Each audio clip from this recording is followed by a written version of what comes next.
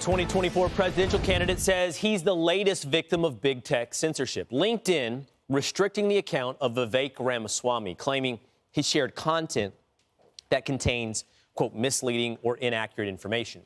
The company citing these three posts criticizing the Biden administration's stance on China and the left's climate agenda. Here to react, his former Facebook employee and Tech Policy Center Director at Heritage Foundation, Kara Frederick. Kara, great to see you this morning. It's kind of shocking. Like we're looking at a pretty broad expansion now of censorship. Of course, the COVID era allowed them to censor whatever they thought was misinformation. Now, Vivek's posts about climate or Chinese involvement in American politics, now that's far beyond the pale for LinkedIn.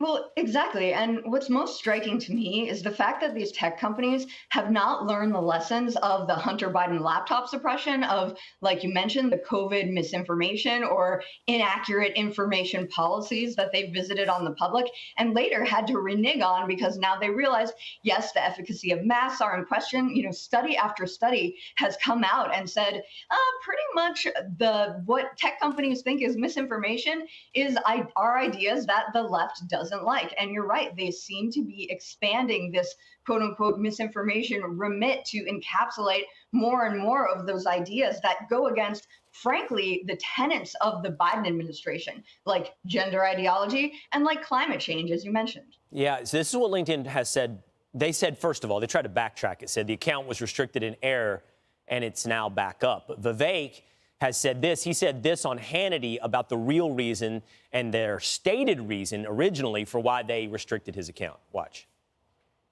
This is not an error. This is viewpoint-based censorship. And if it can happen to me, it's happening every day to Americans across this country, to a platform where people use it to find jobs. So what they're saying is you can't find a job unless you actually speak the orthodoxies that they approve of, and that is wrong. And Kara, if this is the case, what we're looking at, like you said, is we didn't learn the lessons of the Hunter Biden censorship. We're looking at yet another potential way to influence a presidential election. If you can't get your message out, if you can't contradict the orthodoxy, how can you convince people, persuade them, and get their vote?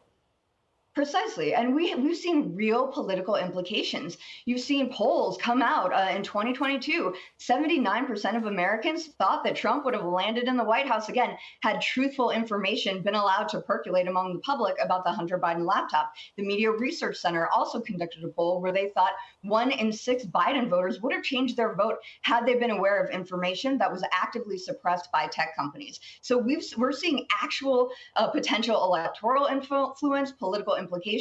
So there are some quick remedies at the Heritage Foundation. We've basically said if a tech company suppresses this information, then they have to report it as an in-kind contribution to the other campaign. I think if there's a public availability component, hold these tech companies accountable for that. It might stop really quick when it comes to elections and campaigns.